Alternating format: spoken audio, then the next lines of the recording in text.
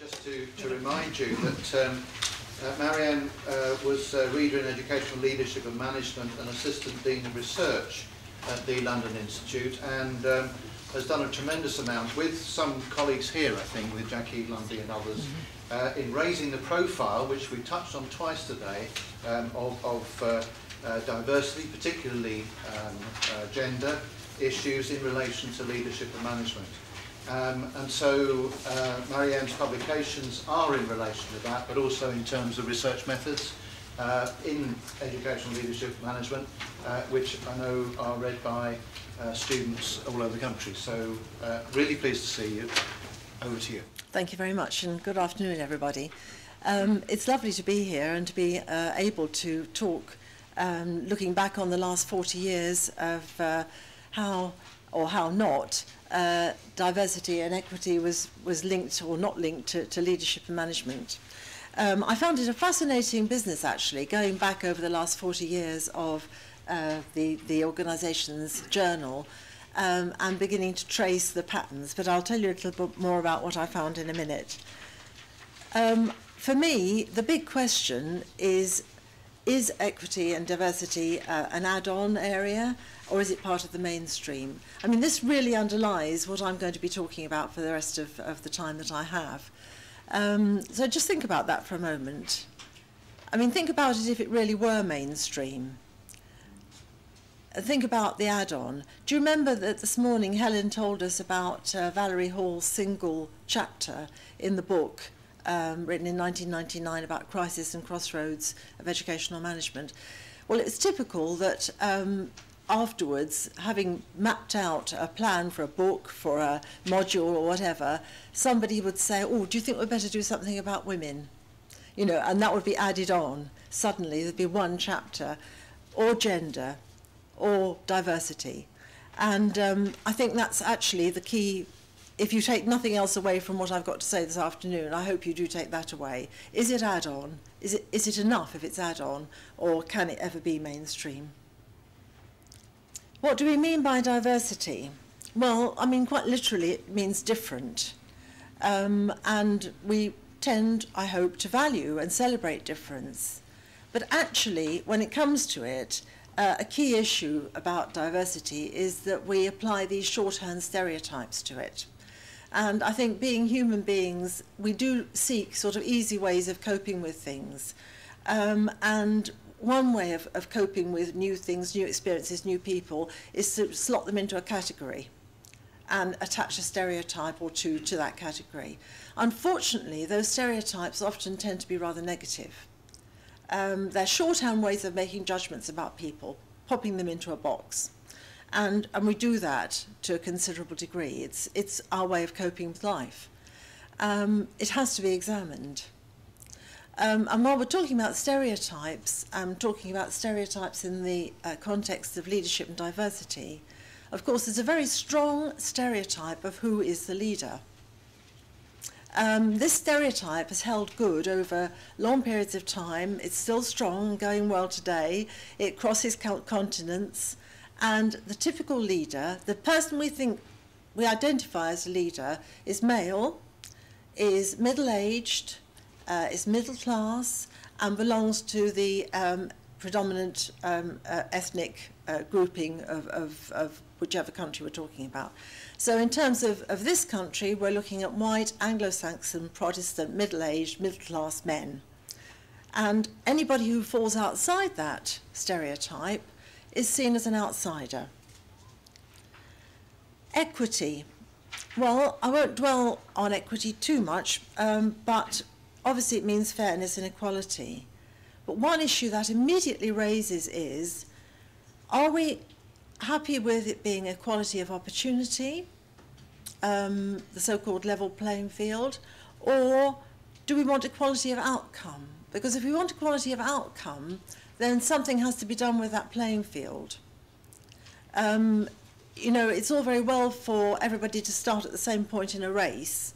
I've got a lovely quote, which I wish I'd brought with me, actually, and it was sent to me by somebody in China who had read something I'd written and wrote to me. and it's about how men and women are equal in the race. But even when they're equal in the race, the women are encumbered by pots and pans and children. And when they run and they still win the race, people criticise them for not running gracefully. So equality of outcome might mean that you have to actually twist or bend the rules a little bit. Maybe there is room for affirmative action, for positive discrimination, in order to make good those, the shortcomings that those who are outsiders have to cope with. A little bit of clarification. Jackie Lumbie and I wrote a book on leadership and diversity a few years ago, and these are some of the things that we tackled in the book. Diversity is a term that actually is a bit slippery. It's changing its meaning. I think when the government use the term diversity, they tend to mean ethnicity, and it's eliding into being an alternative word for ethnicity. There are many types of diversity. I mean, there's gender, there's ethnicity, there's sexuality, there's disability, the list can go on, there's religion. There are many different ways in which people can be differentiated and indeed discriminated on the basis of those things. We tend to talk about, I suppose, ethnicity and gender more than anything, but of course there are these other aspects of diversity to be taken into account. There is some common belief that gender is no longer an issue. And I can sort of understand that in a way, because there have been so many changes for women over the last 100 years. And certainly working in the public sector and in the field of education, probably there's more equality for women than in any other sphere. I did some research fairly recently where I interviewed 60, as it were, top women in many different areas of life, in education, but also in things like investment banking and engineering and the whole thing. And there's obviously quite a different pattern of experience for women across the sectors. But some of the issues do still remain, even in education. For women, for example, although I think something like 60% of women, 60% of secondary teachers are women, only about 30–35% of the head teachers are women. So there's disproportions, even though women are doing well, as it were. In terms of ethnicity, I read a little statistic that said there are only 50 black professors out of 14,000 in the UK. As I said earlier, the concept of the outsider is a useful one in terms of identifying. You identify an outsider and you know that outsider is going to have the same issues to contend with, no matter in what way they're an outsider. And that can be made worse for individuals, of course, if they suffer more than one way of being an outsider. So a black woman, for example, will face bigger issues, bigger difficulties perhaps than a white woman. Just quickly, there is the equity view, the equity argument for diversity in leadership is important, but there is, as it were, a business argument too. I read this morning, I think, or something about the, oh yes, there are no women on the Bank of England Monetary Policy Committee anymore. That's the committee that sets the interest rates. And yet, who makes decisions about purchasing?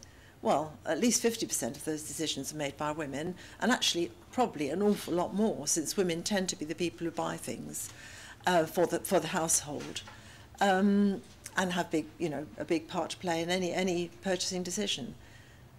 Surely we'd be making better decisions if that Monetary Policy Committee was made up of a more representative set of the human race. It just doesn't make any sense. The coverage of diversity and equity in email over the last 40 years, well, unsurprisingly, there wasn't much to start off with. And I found 3 articles talking about the training of headmasters in the early days.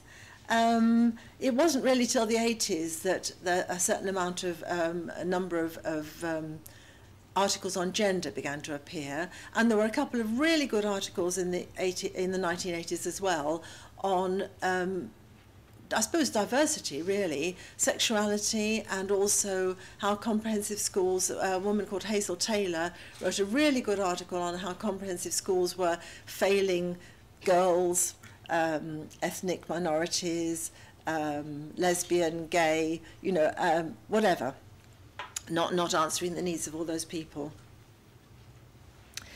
Valerie Hall's name is here again because she did this fantastic article in 1997, Dusting Off the Phoenix being the ever-present interest, or lack of interest perhaps, in gender. You know, the fact that there were issues about gender was the phoenix that kept reappearing. Email moved to be much, I'm really skipping over this. I found actually, going through all those old copies, back copies of the journal, I found about 40 or so, 40 plus articles that related to diversity in the 40 years. I noticed Derek Glover, who was actually asked to do some analytical work for the types of articles in the journal, actually came up with fewer than that. But I adopted quite a broad categorization of what I saw as being diversity. The journal has moved to be much more international, and that's reflected, I think, in a growing number of articles that take a broader view. Ethnicity, interestingly enough, didn't really appear in email until after the year 2000. And there was a very good article by Marianne Etienne, which started that off.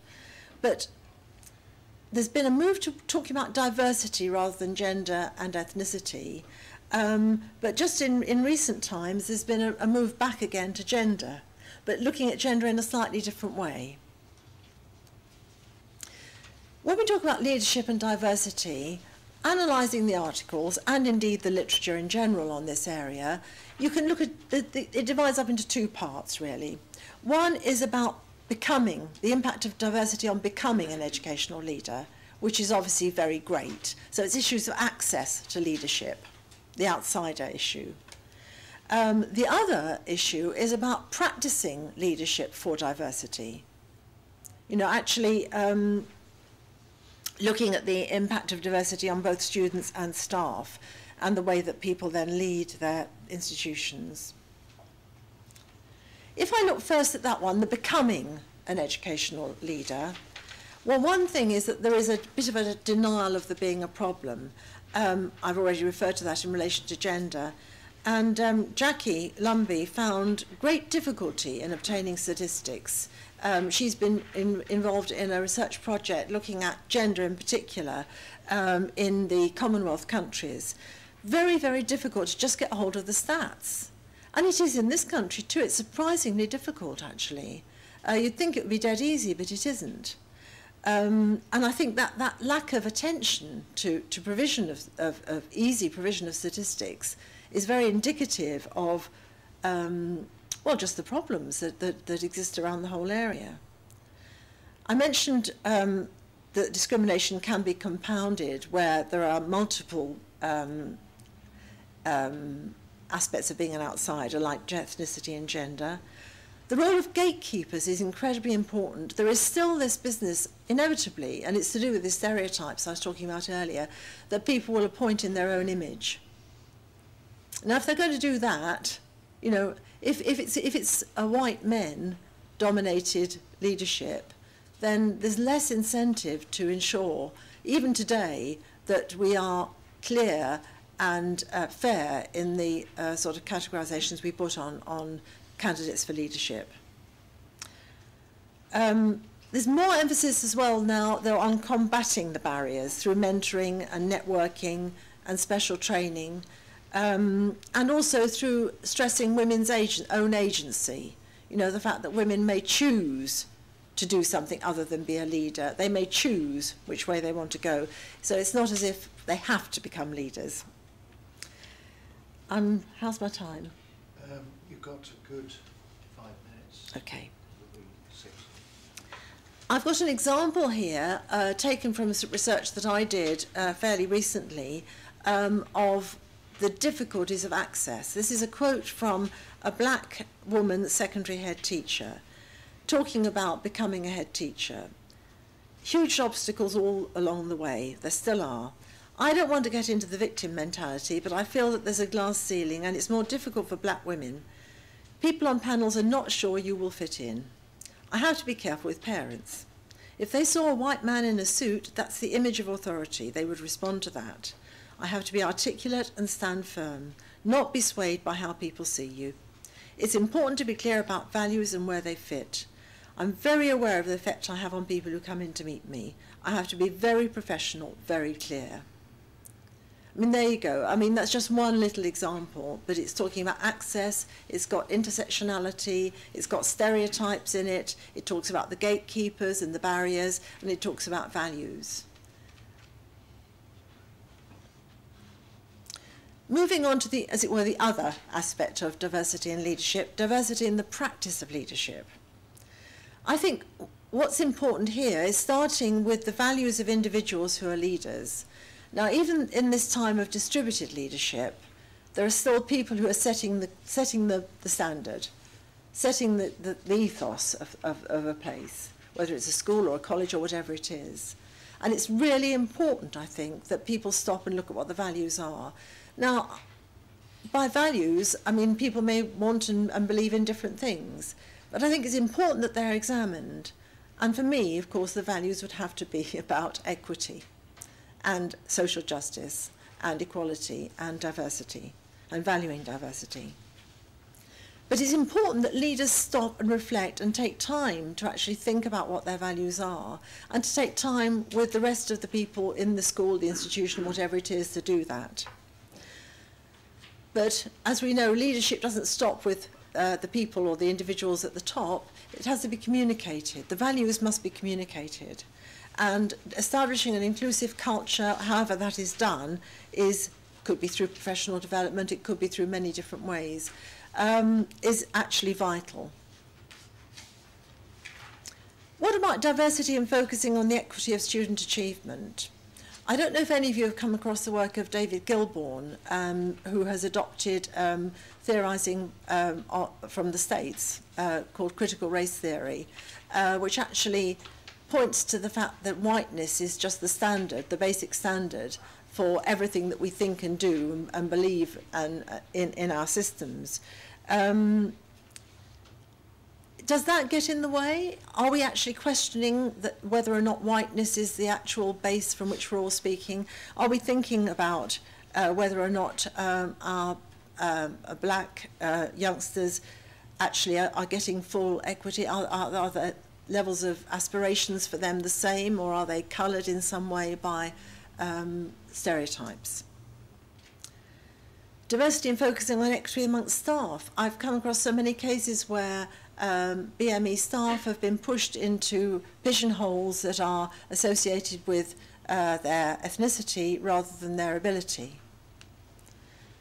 Dare we talk about mainstreaming diversity, making it central to every aspect of what goes on in the school or institution.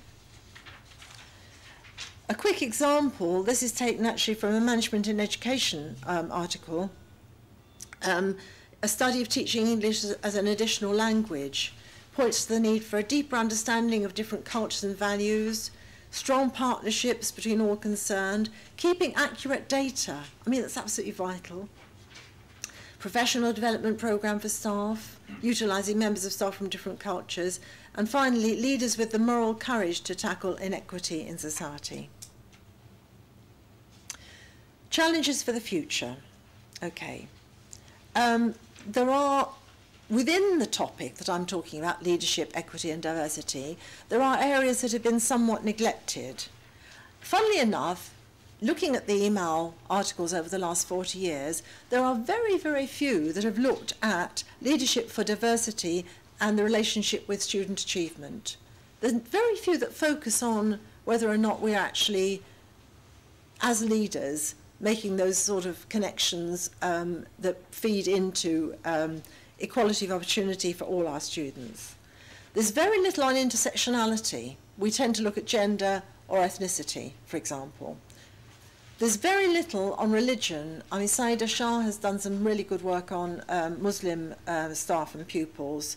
There's very little on sexuality. There's only been 2 articles in the 40 years of email that have actually focused on sexuality and leadership and diversity.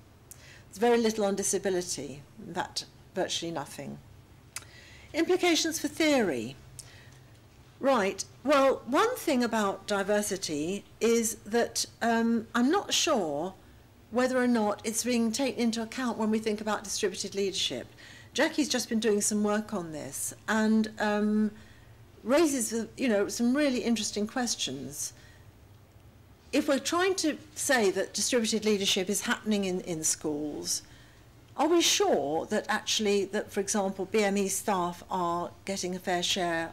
Are they actually accessing this distributed leadership any more than they were any other sort of leadership? I think we have a challenge to engage with more transformative theories like critical race theory, and indeed, you know, other theories, queer theory, feminist theories. Implications for research. Well, I think we need to take account of the sorts of sensitivities that are involved when we're researching diversity. And I think that some of the methods that could be developed there might be things like narrative and biography accounts. The importance of power, something that can be taken from feminist researchers who are always very aware, for example, in an interview situation, of the power balance that there might be between the interviewer and the interviewee. That's important, isn't it?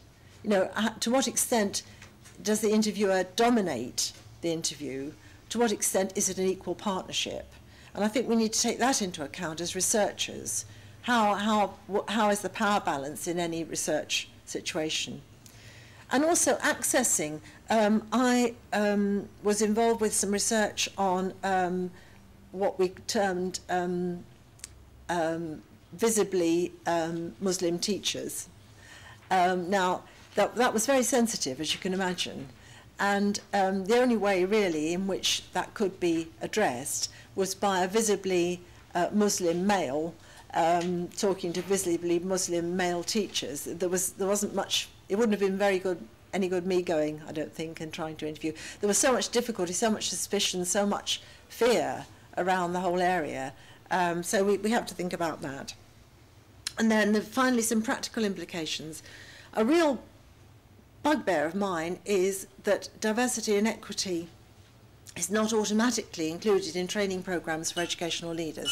Now, I'd love to hear somebody say that was no longer true, but I think it probably is. I mean, I think there's room for coverage of those questions if somebody raises them, but not automatically.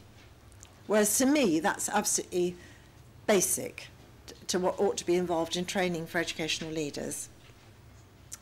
I'd like to see more research on the actual practice of educational leadership for diversity. That is, you know, how do we lead for diversity? And also, finally, I'd like to make a call for reducing the isolation of educational leadership in management.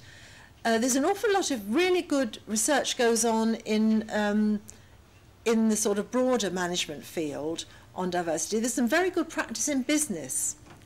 And I think we're in a bit of a silo, as everybody tends to be. Inevitably, you know, you stick with the area that you know, and you refer back to the people who went before you and carry on in the same field. But if we could only cross a few boundaries, we might find that the whole area was illuminated much more for us. I mean, just finally, one example. I have a handbook, the Sage Handbook on gender in education, and there are 31 chapters in it. So I'm talking about education as a field now, not business or management or anything else. In this book, Education and Gender, there's only one chapter out of the 31 that refers to management. Isn't that weird? You know, and there's not one that actually says it refers to leadership. Isn't that strange? So there's some sort of really odd silos that continue and develop. And my final, you'll be pleased to know, I'm back to Valerie Hall, where we started, Helen. Interesting that you started off virtually with her. I'd like to echo her call from 1997. that research on leadership should include the impact of gender on leadership, but obviously I'd now widen that category of gender and replace it with the concept of diversity. And I'd like to see more research on the practice of educational leadership for diversity, but to see email continue to be the vehicle through which knowledge and understanding of educational leadership and diversity in internationally diverse locations is disseminated. Thank you.